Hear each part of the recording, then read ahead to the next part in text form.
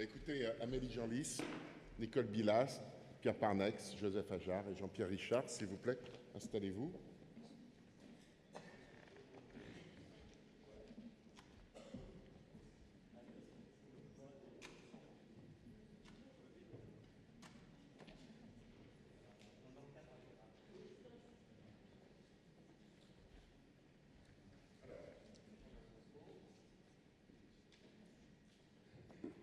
Un, deux, trois. C'est bon.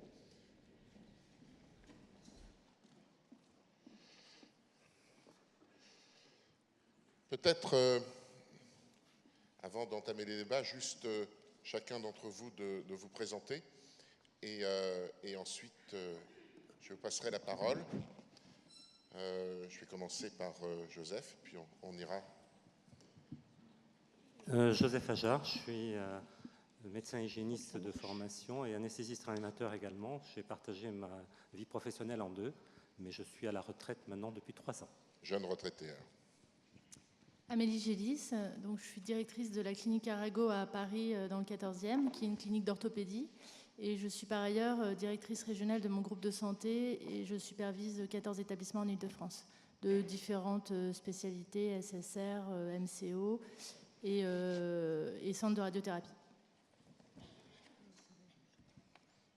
Nicole Biast, membre du Lien, membre du bureau au Lien, ancien depuis 12 ans au Lien maintenant, ancien cadre hospitalier, voilà, et puis je m'arrêterai là parce que mon parcours pourrait être très long. Voilà.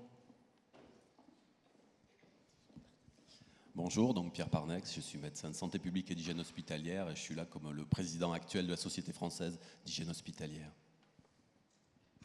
Bonjour, Jean-Pierre Richard, je suis directeur d'hôpital public, aujourd'hui à la retraite, mais une retraite active puisque je me suis engagé dans une mission de représentant des usagers agréée par la Ligue nationale contre le cancer et depuis peu formateur à la SOS, président, et donc je suis des vôtres.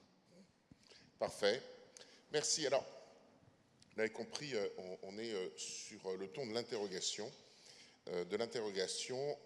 Je rappelle que nous fêtons cette année les 20 ans du Lien, 1997 clinique du sport, et 20 ans plus tard, nous retrouvons aujourd'hui. Et j'ai envie de dire, évidemment, les pratiques ont évolué, mais j'ai le sentiment qu'on se pose encore des questions. On a encore des interrogations sur les pratiques. La ministre, il y a un instant, a évoqué le sujet de la sécurité du patient. Et le premier mot, j'ai découvert cette vidéo comme vous, puisqu'elle nous l'a donnée hier, et je ne l'avais pas vue. Elle a dit l'autorité, oui, mais pas d'autoritarisme. Alors, je me pose la question, où est le curseur aujourd'hui? Nous, notre regard, c'est qu'il y a peut-être un sujet d'autorité, mais on aimerait avoir votre avis. Et ce que la ministre vise, c'est pas trop d'autoritarisme, comme si on était déjà dans une déviance. Alors, est-ce qu'aujourd'hui on est dans une déviance du trop, ou est-ce qu'on est dans une déviance du pas assez, ou est-ce qu'on est dans aucune déviance? Alors, j'ai envie de donner la parole dans un premier temps à Nicole Bilas, parce que Nicole nous a rejoint elle a dit il y a 12 ans. Elle a l'expérience hospitalière, notamment en hygiène, puisque vous y étiez à un moment rapproché, on s'est rencontrés au tout début du Lien, je me rappelle, au Séclin Paris-Nord.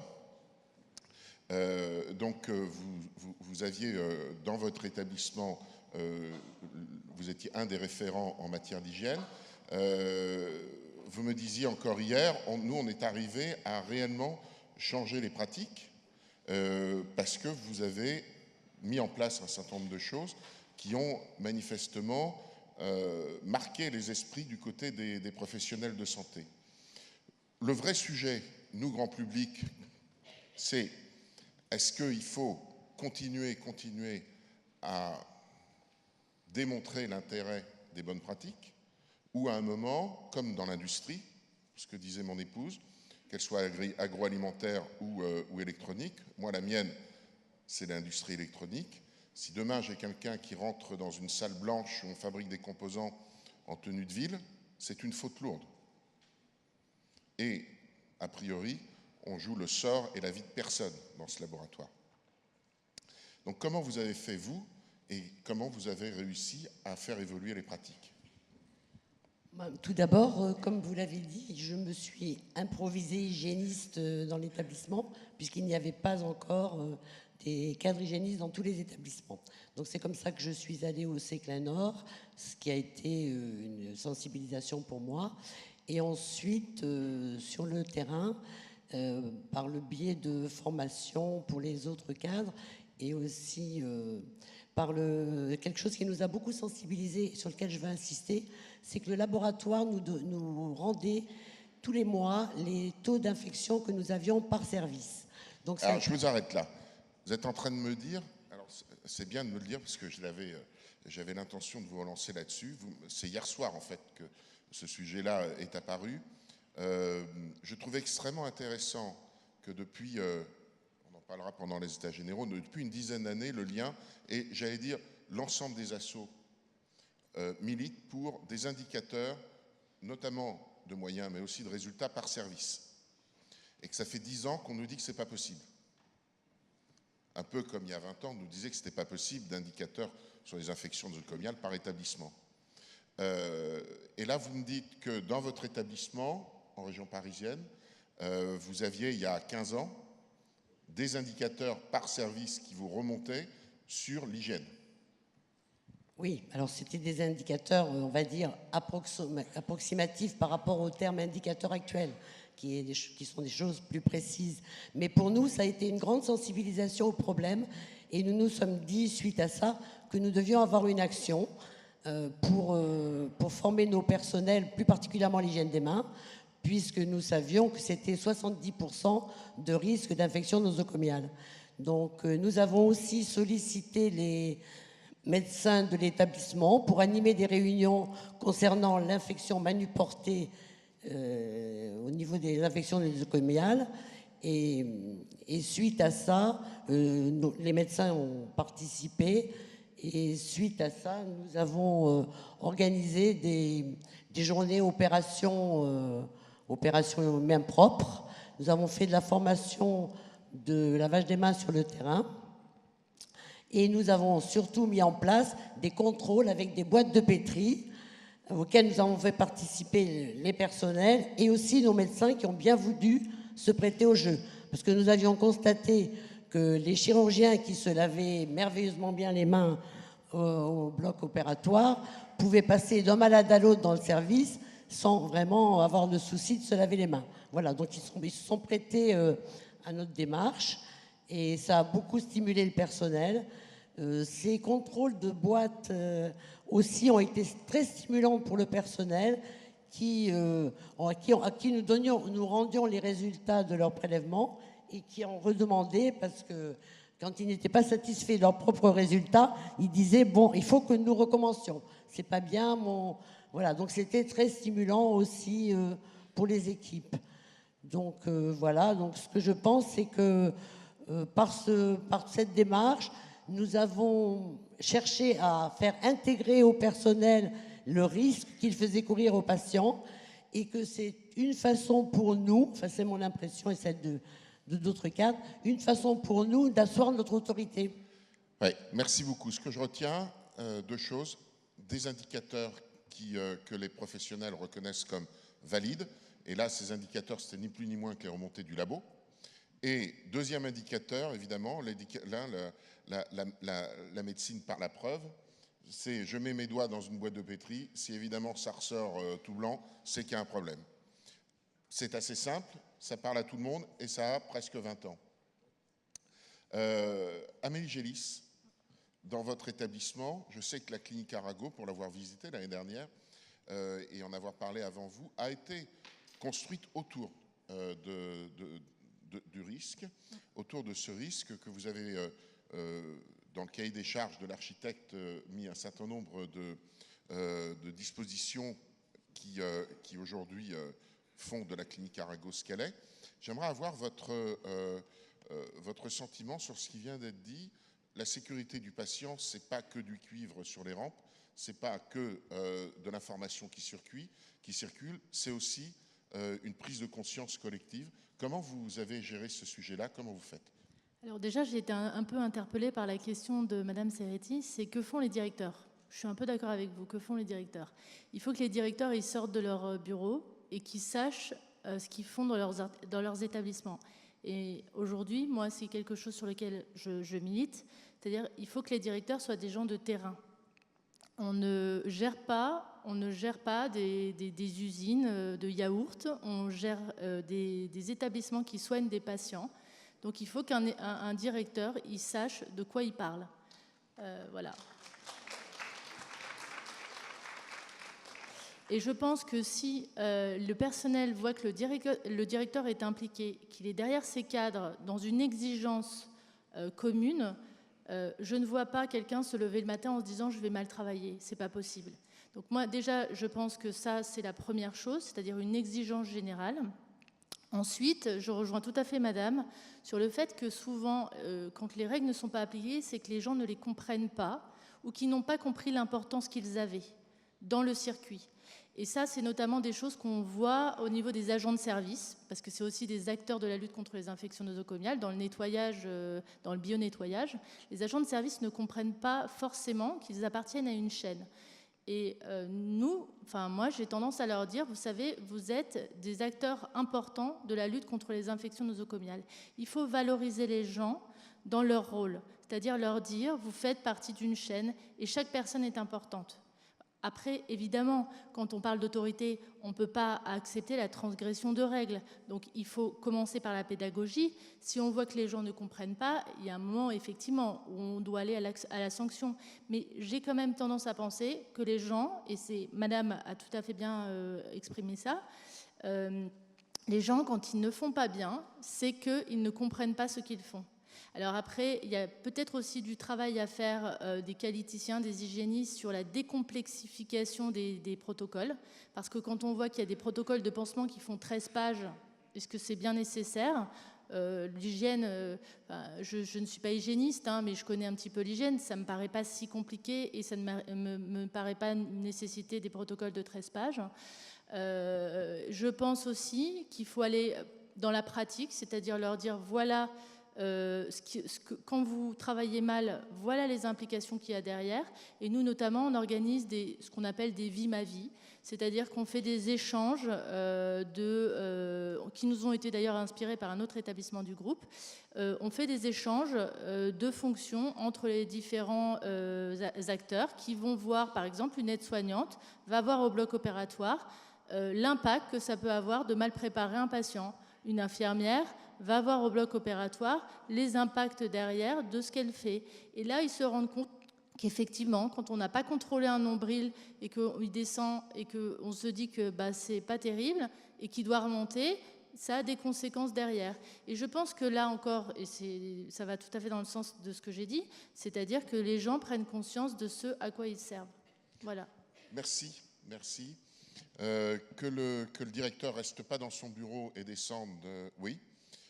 Qu'il exerce une autorité, je vais dire, à quoi ça sert d'être directeur, mais on s'aperçoit quand même qu'il y a une certaine virtualité, notamment dans le service public, dans la mesure où les médecins ne sont pas choisis par les directeurs et que l'autorité du directeur ne s'applique en tant qu'autorité hiérarchique que sur le personnel, finalement, qui n'est non médical. Ce qui pose quand même vous savez, on a le même problème dans le privé aussi, puisqu'on a affaire à des médecins libéraux qui ne sont pas noyés. Vous avez au moins un contrat. Oui, tout à fait. Mais encore une fois, je vous dis, moi, je suis peut-être naïve, mais je ne pense pas l'être quand même. Je pense que les gens, il faut les valoriser. Il faut une exigence générale. C'est-à-dire que s'il y a des exigences à tous les niveaux, et ça ne touche pas forcément l'hygiène, quand vous parlez de cigarettes, je suis tout à fait d'accord avec vous. Nous, aujourd'hui, à la clinique, on réglemente les pots cigarettes. Et les pots cigarettes, elles ne se font jamais en tenue de travail. Voilà, c'est des choses comme ça même pour le bien-être du patient, je veux dire, se faire soigner par quelqu'un qui sent le tabac et qui se penche sur vous et qui sent le tabac, c'est très désagréable, au-delà même de l'hygiène. Donc, il y a toute une chaîne d'exigences à avoir. Il faut monter l'exigence au fur et à mesure et les médecins suivront. Les médecins suivront s'ils voient que tout le monde est dans cette lignée-là. Je vois pas qui a envie de travailler mal, honnêtement. Alors, Monsieur Richard, votre regard en tant que représentant d'usagers, mais aussi avec votre parcours professionnel, l'intérêt c'est que vous n'êtes pas du lien, vous êtes issu d'un autre univers associatif, mais pour autant vous partagez un certain nombre de nos préoccupations. Quel est votre regard sur ce sujet-là en particulier ? Alors, si vous le permettez, je vais m'exprimer tout d'abord en tant qu'ancien directeur d'hôpital public, car un certain nombre de propos, y compris dans le propos introductif de la présidente, m'ont interpellé.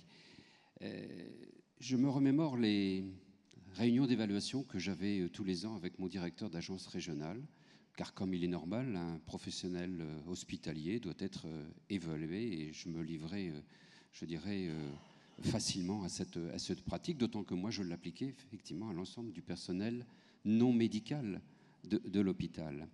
Alors, deux choses par rapport à ça. La première, c'est que le propos du directeur général de l'ARS, c'était souvent pour m'interpeller sur la situation budgétaire de l'hôpital. C'était certes un élément important, mais j'avais toujours pensé dans ma carrière que l'hôpital, c'était d'abord avant tout un établissement de soins, avant d'être un établissement devant rendre des comptes, même si effectivement cet aspect n'est pas à négliger. En d'autres termes, j'aurais aimé être en tant que directeur d'hôpital, donc directeur responsable de l'ensemble des services de l'hôpital, y compris donc médicaux et médico-techniques. J'aurais aimé que l'on puisse discuter des indicateurs qualité, de la sécurité des soins, de l'hygiène à l'hôpital. Il n'en était jamais question. Comme si les malades étaient à l'hôpital soignés par une personne morale et pas par des personnes physiques. J'avoue que ça a été toujours une source d'étonnement.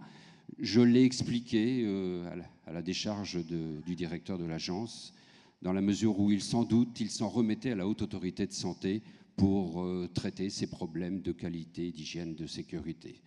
J'avoue que j'en reste surpris même quelques 2 ans après mon départ. Alors, deuxième aspect que je voulais souligner, c'est sur l'évaluation des professionnels.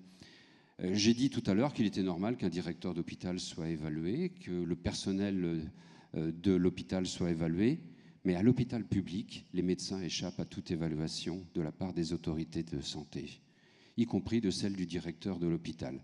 J'ai exercé dans un établissement privé non lucratif, l'hôpital Léopold Bellan, pour ceux qui l'ont connu. J'ai évalué tous les ans le chef de service, et le chef de service évaluait ses collègues selon des critères médicaux. Je n'étant pas médecin, bien sûr, je ne me portais pas sur un plan médical, mais sur le plan administratif, les qualités relationnelles, et puis les indicateurs qualité, qui sont des indicateurs objectifs. Eh bien, ça reste encore une source d'étonnement. Les médecins hospitaliers à l'hôpital public ne sont pas évalués, et de surcroît, comme vous le soulignez, Président, ils échappent à la hiérarchie, au sens strict du terme, du directeur de l'hôpital. Alors voilà deux étonnements dont je voulais vous faire part. J'avoue que je pense que ce n'est pas près d'être réglé, mais c'est vrai qu'il faudrait quand même que sur l'aspect de ce qu'est la mission d'un médecin hospitalier, c'est-à-dire d'assurer quand même une hygiène et une qualité et une sécurité des soins, ils puissent être évalués, bien sûr par leurs pairs, mais évalués quand même. Merci, ça a le mérite d'être clair. J'allais dire, c'est presque trop clair, venant d'un ancien directeur qui témoigne finalement de l'incapacité, puisque le droit est comme ça, depuis longtemps. Je ressens depuis quelque temps une mobilisation citoyenne sur ces sujets-là et des pouvoirs publics qui se mettent à courir derrière la mobilisation citoyenne. Et je suis intimement persuadé que ce qu'on mettait 20 ans à faire avancer, on va le faire avancer beaucoup plus vite grâce à cette mobilisation citoyenne, et le lien est un de ces acteurs. En tout cas, c'est les sujets dont on parlait il y a 15 ans, et qu'on continue à évoquer aujourd'hui, l'évaluation des compétences des professionnels de santé, et notamment des médecins. Ce sujet de l'évaluation qui existe dans un certain nombre de pays anglo-saxons a été très largement abordé. La dernière fois, c'était pendant les assises du médicament en 2011, après Mediator, et depuis, ça a été remis le couvercle par-dessus, et plus personne n'en parle, mais il faudra réellement un jour qu'un ministre, probablement non médecin, ait le courage de bouger sur cette ligne-là. Juste une petite précision. Pour certaines spécialités, il y a quand même des organismes agréés, comme des accréditations de médecins, qui permettent quand même aux médecins de rentrer dans des démarches qualité, alors qui sont très favorables au privé, puisqu'il y a... Pardonnez-moi. Ouais. Je connais bien le dispositif de l'accréditation, puisque j'en suis en partie à l'origine, en 2006, à la Haute Autorité de Santé. C'est un dispositif qui part d'une excellente intention et qui arrive à rien. L'excellente intention, elle consistait à dire aux professionnels de santé, aux professions à risque, publiques ou pas d'ailleurs, privées ou pas, de signaler les événements porteurs de risque, ou graves d'ailleurs, peu importe, en tout cas au moins les événements porteurs de risque, c'est-à-dire que l'avion a perdu 4000 mètres, mais il n'est pas par terre avec 300 morts, il a quand même perdu 4000 mètres, de façon à ce que derrière, il y ait une étude qui se fasse pour les causes, et que de cette expérience, comme ça a été fait pour l'anesthésie il y a de longues années, 15 ou 20 ans, eh bien, l'ensemble des médecins de même spécialité reçoivent de façon anonyme un concentré, une synthèse de l'ensemble de ces expériences. Et l'idée, c'est de se dire, ah oui, là, ça a failli super mal se passer pour mon collègue, je ne sais pas qui, je ne sais pas où, mais je sais que c'est en France. Moi, comme j'ai les mêmes pratiques, je corrige immédiatement avant d'avoir le pépin. Ça n'a pas fonctionné parce que les signalements tombent dans une base de données qui n'est pas exploitée. Qui n'est pas exploitée par la Haute Autorité de Santé parce que l'outil n'a jamais été mis en place. Donc, ça permet simplement pour les médecins de se voir prendre en charge plus de la moitié de leur assurance responsabilité civile qui mécaniquement a augmenté avec la loi du 4 mars 2002. Donc, pardonnez-moi, c'était une bonne intention, mais 15 ans après, on voit par contre, on a une base de données très riche. Il y a des dizaines, voire centaines de milliers de signalements qui n'ont jamais été exploités parce que l'outil informatique n'a pas été exploité. Donc aujourd'hui, ce n'est pas exploitable en tant que tel. C'est pour ça que, vu du grand public, c'est intéressant. Dans la réalité, ça n'aura pas servi à grand-chose. Moi, j'y voyais quand même déjà un mécanisme d'auto-évaluation qui n'était quand même pas quelque chose de très acquis. Le seul intérêt à agir, c'était l'argent dans cette affaire. Les médecins du privé, ils sont allés à 95% dans les spécialités les plus chères. Quand je dis les plus chères en termes d'assurance, en gros, les orthopédistes, ils sont du privé, ils sont à 99%, quand les orthopédistes du public, ils sont à moins de 5%. Donc, si c'était uniquement un intérêt professionnel, on aurait une équité entre ceux qui participent du public et du privé. L'accréditation des professionnels à risque a été surtout captée par le privé, puisque, évidemment, dans le public, les sujets d'assurance se posent beaucoup moins que dans le privé. Je pense que s'il n'y avait pas l'intérêt économique, hein, on est d'accord. Voilà, la preuve, c'est que comme il n'y a pas d'intérêt économique du côté du public, eh ben, l'adhésion au dispositif ne s'est jamais faite. Donc, voilà, je ne veux pas rentrer dans une polémique qui n'est pas celle de la table ronde, mais on pourrait faire une table ronde sur l'accréditation et les résultats pitoyables de cette accréditation des médecins. Je voudrais que l'on parle avec Pierre Parnex, pour finir, et Joseph Achard, de la douche préopératoire. Pourquoi? Parce qu'on s'est rendu compte depuis 2-3 ans que ça fait grand débat, cette affaire. Pour le grand public, c'est simple. Quand vous avez une chirurgie programmée, ou pas d'ailleurs, vous devez prendre une douche avec un produit qui a une couleur orange qu'on connaît tous, celui-ci ou un autre d'ailleurs, un produit désinfectant, qui va faire qu'on va vous débarrasser de vos bactéries, en tout cas, pas toutes, mais une partie des bactéries qui envahissent votre peau, pour que l'incision et que la chirurgie se fassent dans de bonnes conditions qui explique que d'ailleurs qu'on vous demande de faire la douche opératoire à distance courte de l'opération.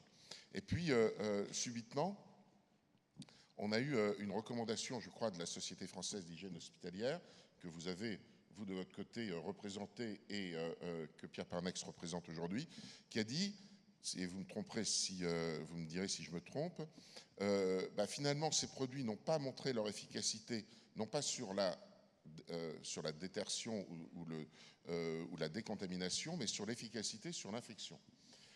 Donc finalement, on ne va pas rendre obligatoire, on ne va pas considérer la bonne pratique plus en avant avec ce type de produit. On va considérer que le savon a la même efficacité par rapport au risque infectieux de la douche. Il y a eu du côté des professionnels et du grand public une vraie incompréhension qui perdure. On a besoin d'en parler avec vous. Qu'est-ce qui a fait que vous avez décidé à un moment de considérer que le produit, ce type de produit n'était plus intéressant pour la sécurité du patient? Joseph Hajar. Moi, je n'ai rien considéré du tout. Il faudra poser la question sur les recommandations à Pierre, qui est le président actuel. Moi, je vais donner un regard, trois interrogations. D'abord, sur le plan tout simplement méthodologique. C'est vrai que, je ne vais pas faire dans la nostalgie du passé, pas du tout. Écrire des recos, j'en ai piloté un certain nombre. J'ai été membre du comité de validation des recos à la Haute Autorité de Santé. Je sais que ce n'est pas simple. Maintenant, ceci étant dit, quand on examine la méthodologie des recommandations, on est confronté à des études qui sont de très mauvaise qualité sur ce point précis qu'est la douche préopératoire. Pourquoi elles sont de mauvaise qualité? Parce que celles qui prouvent quelque chose le prouvent sur la colonisation, ça, il n'y a pas de discussion là-dessus, mais c'est quand on arrive sur l'infection que ça pose problème. Et là, ça pose problème parce qu'on n'a pas de bonnes études, les effectifs ne sont pas bons, on a des produits dont on ne sait pas quelle est la modalité d'application, les patients ne sont pas les mêmes, les chirurgies ne sont pas les mêmes, et alors pour s'en sortir, on fait ce qu'on appelle une méta-analyse, c'est-à-dire qu'on mélange toutes ces études. Et évidemment, quand on mélange des études de mauvaise qualité, on ne peut aboutir qu'à une seule conclusion, c'est qu'on ne sait pas. Et c'est ce qui a été d'ailleurs donné dans les recommandations. Vous pouvez faire avec un savon antiseptique ou avec un savon sans antiseptique. Alors moi, j'ai une deuxième interrogation qui est la suivante. Dès le moment où on envoie ce type de recommandation aux professionnels, j'aurais aimé d'ailleurs parler de l'autorité, mais si on a le temps, on en parlera tout à l'heure. On envoie ça aux professionnels, eh bien on va se retrouver devant une hétérogénéité des pratiques qui est, à mon sens, délétère. Dans un établissement avec des services qui vont faire ou ne pas faire, et entre établissements dans la même hétérogénéité. Et là où on va encore aller, c'est ma troisième interrogation, et là en tant qu'expert auprès des CCI et des tribunaux, je me pose la question de celui qui porte plainte pour infection nosocomiale et pour lequel dossier l'expert va avoir à répondre, est-ce que la douche a été conforme? Eh bien, selon l'expert de l'expertise, je ne parle pas des experts qui rédigent les recos, eh bien, selon l'expert, la conclusion ne sera pas la même, et là, on ne sera pas égaux devant l'expertise. Voilà, moi, les trois interrogations qui m'ont un peu interpellé quand j'ai vu paraître ces recos. Très bien, donc c'est un regard très critique. Moyennement critique. Moyennement critique. Dans votre bouche, moyennement critique, je comprends ce que ça veut dire. J'entends bien que c'est bien l'absence de pertinence d'études d'impact sur l'infection qui ont fait remettre en cause l'intérêt. Mais alors, Pierre Parnex, aujourd'hui, patron, c'est vous. Pas de bol, ça tombe sur vous. Mais on s'aime bien. Mais pour autant, il faut s'entendre et il faut démontrer les choses. Donc, ce que Joseph Hajar est en train de nous dire, c'est que l'absence d'études a fait que, on a dit aux professionnels, finalement, comme on n'est pas sûr que ça serve, vous faites ce que vous voulez. Est-ce que vous avez des études sur le port des gants des chirurgiens? Juste une question. Où sont les études qui montrent l'efficacité des gants pour opérer? Parce qu'à ce rythme-là, est-ce qu'on ne va pas retirer les gants? Puis finalement, les tocs, et puis là, on dit aux chirurgiens, il faut arrêter les téléphones portables. Mais où est-ce qu'on a vu que les téléphones portables sont à l'origine d'infections? Je vous répondrai en tant que chirurgien. Ce que je veux dire, c'est qu'on a le sentiment qu'il y a une espèce d'abandon du principe de, je dirais, prudence, précaution. On connaît le lien de causalité entre un produit de détertion et le fait de décontaminer la peau, mais on n'a pas prouvé l'implication en matière d'infection, donc on abandonne la précaution. Ça me paraît étrange comme fonctionnement intellectuel et on voudrait avoir votre avis. Alors ça peut paraître étrange de l'extérieur, hein, mais bon, nous on est une société savante, donc on est des scientifiques. Donc on se base sur les preuves scientifiques et on évolue avec elles. Hein. Aujourd'hui, j'ai la chance d'être expert auprès de l'OMS. L'OMS ne fait plus aucune recommandation s'il n'y a pas un niveau de preuve scientifique élevé. Et ça me paraît prudent parce qu'aujourd'hui, il y a des publications tous azimuts, de niveau scientifique parfois très bas. La presse et les médias les reprennent sans les lire et on voit les bad buzz réguliers sur l'hygiène des mains qu'on est obligé de contrer après, qui sont très délétères. Donc après, il y a quand même un problème, même si on peut être un peu angélique ici, dans les établissements de santé, c'est qu'on a une crise forte en personnel, en effectif, et qu'on n'a plus de temps pour pas grand-chose et qu'il faut aller à l'essentiel. Et l'objectif de la Société française d'hygiène hospitalière, c'est de recentrer sur ce qui est le plus efficace et qu'on peut faire et bien faire. Alors il n'y aura pas de débat politique ce soir, mais à mon avis, s'il y a un grand problème dans les hôpitaux publics aujourd'hui depuis 10 ans, c'est la T2A à 100%. Alors mon voisin de gauche disait qu'on ne parle pas assez de qualité chez les directeurs et trop de budget. Moi, je pense qu'on ne parle pas assez de budget chez les hygiénistes et trop de qualité. Parce que la T2A, c'est une course à l'activité avec une paupérisation qui nous envoie dans le mur. Donc, Madame Touraine avait en fin de mandat dit qu'elle s'attaquerait à ça. Le seul candidat à la présidence qui a dit qu'il la changerait, c'est Monsieur Macron. Par chance, il a été élu. Et Madame Buzyn en a reparlé récemment. J'espère que ça se fera un jour. Car s'il y a quelque chose qui peut sauver la sécurité des soins, à mon avis, c'est ça. Si on revient plus précisément à la préparation de l'opéré, il n'y a pas que la douche. La douche, bien, les études scientifiques, c'est les mêmes qu'avant, hein, mais le niveau d'exigence est plus élevé. On dit, nous, ce qu'on veut faire, c'est quelque chose qui réduit le risque infectieux pour le patient. Aujourd'hui, ce qui montre les choses, c'est la dépilation de qualité. Alors, je sais que vous nous trouvez un peu mammouth, hein, on met très longtemps pour changer les comportements, mais ce n'est pas facile. Il a fallu 15 ans pour jeter les rasoirs Bic et mettre des tondeuses, mais on l'a fait. Là, aujourd'hui, notre enjeu, c'est d'utiliser un produit qui est plus efficace et nouveau, qui est le désinfectant en solution alcoolique, que ce soit de la chlorhexidine ou de la PVP iodée, et que ça soit bien fait. C'est-à-dire que le temps passé par le soignant à faire quelque chose soit un temps utile. Vous avez peut-être vu, et que ça ne soit pas compliqué pour le patient, vous avez peut-être vu la situation dramatique la semaine dernière de la patiente qui a pris feu en obstétrique. Il faut savoir que dans nos blocs opératoires, il y a quand même des patients qui prennent feu parce qu'on n'a pas le temps. Donc on a commencé à faire de la détertion, à faire du bricolage. On met plein de solutions alcooliques, le chirurgien arrive, il incise et ça prend feu. Ça, c'est inacceptable. Nous, ce qu'on veut, c'est qu'on consacre du temps, que l'IBOD ait le temps de faire sa désinfection cutanée avec un seul produit, qu'il agisse pour que quand on incise, il n'y ait pas d'infection et que jamais il y ait des complications comme ça. Je faisais cours aux IBOD mardi et je leur dis, dans votre carrière, votre objectif, c'est 0 patient qui prend feu au bloc opératoire.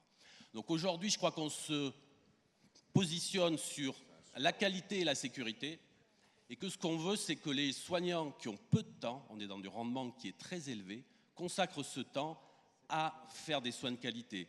Madame Gélis parlait de l'ombilic tout à l'heure. Je crois que s'il y a une seule chose qu'il faut nettoyer quand on a du temps pour faire de la détertion, c'est l'ombilic.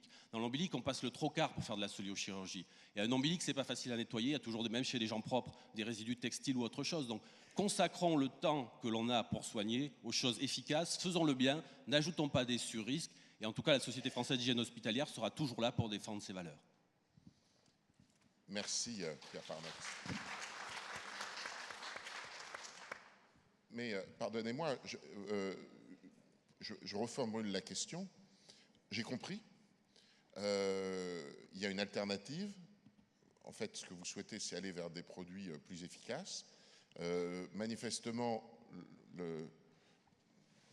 ça a du mal à passer rapidement au niveau des professionnels de santé. Mais il y a un sujet sur lequel je ne vous ai pas entendu, et j'aimerais qu'on le prenne parce que ça part du même principe. Aujourd'hui, on voit bien qu'on n'arrive pas à faire retirer les téléphones portables des blocs opératoires. Qu'est-ce qui me prouve que c'est dangereux, un téléphone portable? Pourquoi? Et je parle sur le plan hygiénique, hein, je ne parle pas des ondes électromagnétiques, bien entendu. Au même titre que demain, est-ce qu'on ne pourrait pas remettre en cause les gants des chirurgiens en disant, ben, finalement, on va, par précaution, parce que quand même, il faut bien faire quelque chose, passer les mains sous la solution hydroalcoolique, mais pourquoi aller utiliser des gants? Montrez-moi les preuves scientifiques que les gants agissent sur la baisse d'infection. Qu'est-ce que vous pourriez répondre à ça, si vous aviez cette demande? Si je devais parler des gants, je dirais aujourd'hui, les gants, on a démontré qu'ils évitaient les piqûres des chirurgiens. On met même un double gantage pour éviter les piqûres. Donc ça vous protège contre le risque de que votre chirurgien vous transmette une hépatite C s'il ne la connaît pas, par exemple. Donc moi, j'exigerais qu'il ait des gants et même un double gantage. Après, pour l'ensemble des ISO, c'est une déduction. Maintenant, on n'a pas des connaissances sur tout, mais on ne peut pas se battre sur tout. Je crois que les gens fassent une douche avec un produit antiseptique, ce n'est pas un problème s'ils veulent le faire. À une époque, on le préconisait parce qu'on se disait, il y a des patients qui n'ont jamais l'habitude de se doucher, si on leur prescrit un traitement, ils vont faire une douche. Mais l'objectif, ce n'était pas qu'elle soit antiseptique, c'était qu'il y ait une douche. Et c'était pour ça qu'on favorisait ça. Donc, dans certains cas, peut-être si on a des patients ORL de cancéro qui sont difficiles à manier, peut-être qu'on ira vers ce type de choses.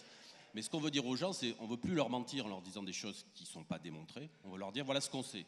Que vous prenez ça ou ça, il faut faire une douche, mais on ne peut pas vous dire vous aurez moins d'infection avec ça ou ça. Donc après, vous faites le choix que vous souhaitez faire, en fonction des coûts, en fonction de l'organisation, en fonction de votre stratégie. Mais je crois qu'on n'a plus le droit de mentir aux gens. Il faut savoir qu'en France, on est un des pays qui est les plus résistants au changement. Il faut savoir qu'il y a quand même au monde la théorie des dimensions de Guy-Hofstede, qui est mesurée scientifiquement par échantillon dans tous les pays du monde, et donc dont la France, qui est utilisée surtout en marketing, mais un peu en santé grâce à notre collègue de Malte. On est l'un des seuls pays qui cumule un score élevé en individualisme et déviance au pouvoir, enfin réticence au pouvoir. Ça veut dire, qu'est-ce que c'est les Français? C'est-à-dire c'est vous et moi. C'est des gens qui ont une grande défiance vis-à-vis de l'autorité, scientifique ou autre. C'est des gens qui vous écoutent en vous disant on va le faire, qu'en pratique ils font l'inverse, et en plus ils pensent que vous leur mentez et qu'eux ils connaissent mieux le sujet que vous. C'est ça les Français, dans la connaissance scientifique. Donc ça veut dire qu'il faut faire avec ces gens-là, et on essaie de faire au mieux, mais aujourd'hui je crois qu'on leur doit la vérité, et de dire voilà ce qu'on vous propose, on ne peut pas vous mentir, c'est ça. Et moi ce que je demande toujours, c'est que ce qui est démontré comme réduisant le risque des scientifiques pour le patient soit appliqué et bien appliqué. Le reste, s'ils ont le temps d'y réfléchir, c'est très bien, mais aujourd'hui personne n'a le temps de faire le reste. Un dernier mot de Joseph Ajar et on va passer au sujet suivant, et l'intervention de Pierre Parnex fait une belle transition. Je serai rapide. Évidemment, la résistance au changement, etc., personne ne va la contester. Mais ce que je viens d'entendre ce matin par la ministre et maintenant, c'est vraiment la question de l'autorité. Et je ne parle pas de l'autoritarisme et je ne veux pas parler non plus de l'autorité en tant qu'autorité réglementaire, mais vraiment l'autorité du terrain. Eh bien, les hygiénistes que nous sommes, notre autorité, on ne naît pas avec. Et comme disait Simone de Beauvoir, on l'acquiert, on ne naît pas avec, on l'acquiert. Ça ne se décrète pas. Pour qu'on ait de l'autorité, dans ce que l'on préconise, il faut 3 choses. 1, qu'on fasse valoir des compétences qu'on a acquises. Deuxièmement, que l'on soit réellement sur le terrain, auprès des professionnels, et non pas dans des bureaux. Madame la directrice, vous l'avez dit. Et troisièmement, il faut qu'on apprenne, ou qu'on sache en tout cas, gérer les égos que nous avons en face. Vous voyez, ça fait 3 choses. Et le dernier élément qui pourrait nous aider, c'est de faire reconnaître notre domaine de compétences comme une spécialité à part entière qui passe par un processus de qualification comme la chirurgie, la dermatologie, etc., ce qui pour le moment n'est en tout cas pas le cas. Vous voyez donc que l'autorité de terrain, elle pose encore beaucoup de problèmes, quelles que soient les recommandations que l'on donne, parce qu'on peut en donner, et leur application, c'est encore autre chose, il y a un fossé énorme. Merci Joseph. Il est 10h16, donc je vous remercie. Je vous propose de passer... À la table suivante, oui. Applaudissements, s'il vous plaît.